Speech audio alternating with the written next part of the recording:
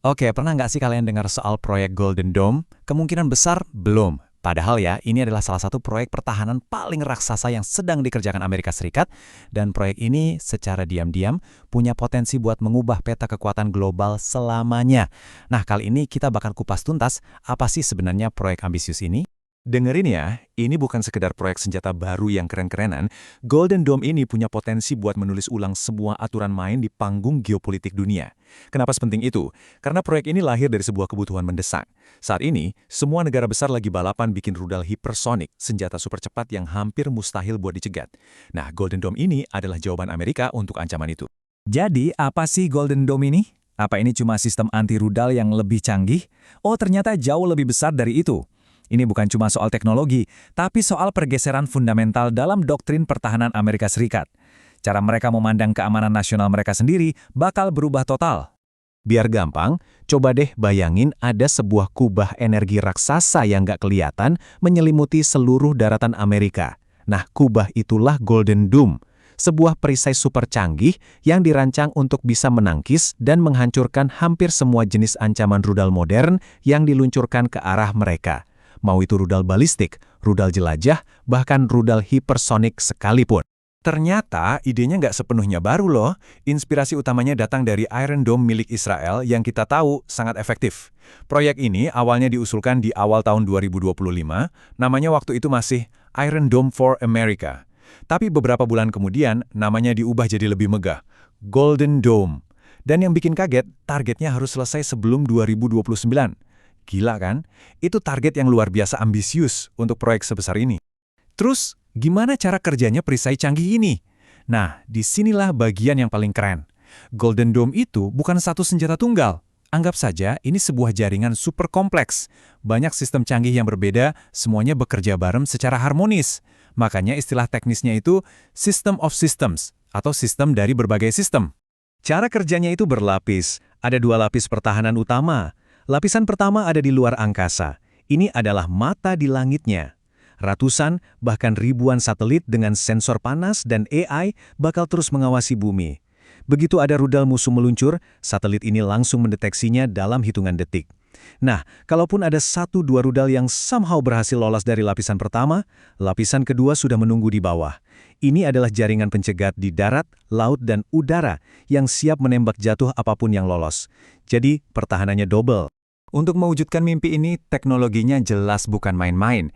Kita bicara soal konstelasi satelit super canggih PWSA, sistem pencegah rudal terbaik yang ada seperti THAAD dan GMD, sampai ke teknologi masa depan seperti senjata laser. Dan lihat deh siapa yang ngerjain. Ini adalah The Avengers dari industri pertahanan. Ada Lockheed Martin, Northrop Grumman, Boeing, dan bahkan perusahaannya Elon Musk, SpaceX, juga ikut terlibat. Oke, sekarang kita masuk ke topik yang paling sensitif, uang. Berapa sih biaya untuk membangun perisai super ini? Angka resmi yang diumumkan ke publik adalah 175 miliar dolar. Saya ulangi, 175 miliar dolar. Itu angka yang luar biasa besar untuk satu proyek. Tapi tunggu dulu, kalian pikir 175 miliar itu sudah besar? Itu baru perkiraan resmi di atas kertas. Banyak analis pertahanan independen yang bilang, kalau melihat tingkat kerumitan sistem ini, biaya sebenarnya bisa membengkak gila-gilaan. Sampai lebih dari 1 triliun dolar. 1 triliun! Ini benar-benar proyek dengan skala yang hampir nggak bisa kita bayangkan. Sebenarnya, ide membangun perisai pertahanan antariksa yang super ambisius ini kayaknya deja vu ya. Kalau kita mundur ke era Perang Dingin, ini mirip banget sama proyek legendaris yang dulu dijuluki Star Wars. Nah, apa aja sih persamaan dan perbedaannya? Yuk kita bedah. Proyek Star Wars di zaman Presiden Reagan tujuannya mirip, bikin perisai anti-rudal Soviet. Bedanya apa? Dulu itu visinya jauh melampaui teknologi yang ada. Impiannya keren, tapi teknologinya belum siap. Nah, Golden Dome ini lahir di era yang berbeda. Sekarang kita punya AI, satelit canggih, dan komputer super kencang. Ini yang bikin Golden Dome jadi jauh lebih realistis, meskipun tantangan biaya dan politiknya tetap sama besarnya. Tentu saja, kalau Amerika membangun perisai sekuat ini, negara-negara lain gak akan tinggal diam, apalagi para pesaing utamanya. Ini pasti akan memicu reaksi berantai, sebuah efek domino yang dampaknya terasa di seluruh dunia. Seperti yang sudah diduga, Rusia dan China langsung protes keras. Coba deh kita lihat dari sudut pandang mereka. Bagi mereka, Golden Dome ini bukan sistem pertahanan, ini adalah ancaman. Kenapa? Karena kalau Amerika punya perisai yang nggak bisa ditembus, artinya mereka bisa menyerang tanpa takut dibalas.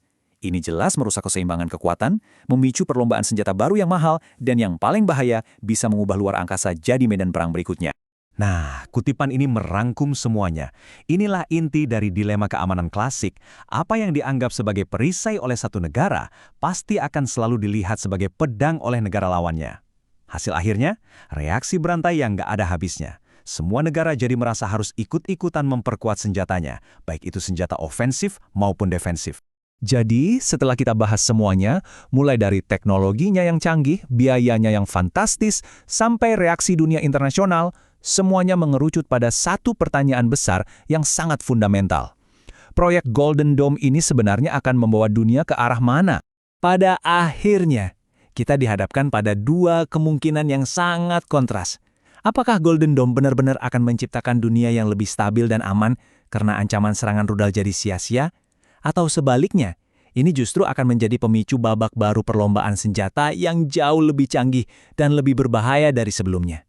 Jawaban dari pertanyaan ini, jujur saja, akan menentukan nasib keamanan kita semua di masa depan.